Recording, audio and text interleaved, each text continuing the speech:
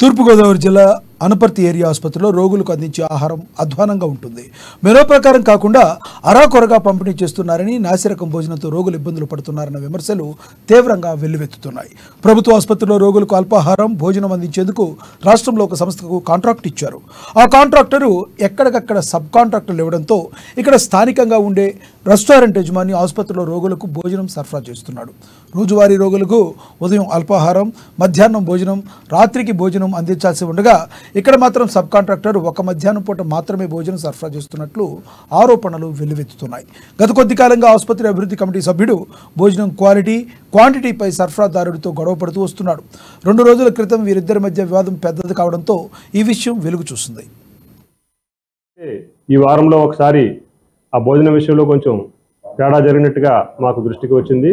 వెంటనే మేము ఆ భోజనాన్ని పరిశీలించి తగిన విధంగా కాంట్రాక్టర్కి ఇన్స్ట్రక్షన్ ఇవ్వడం జరిగింది.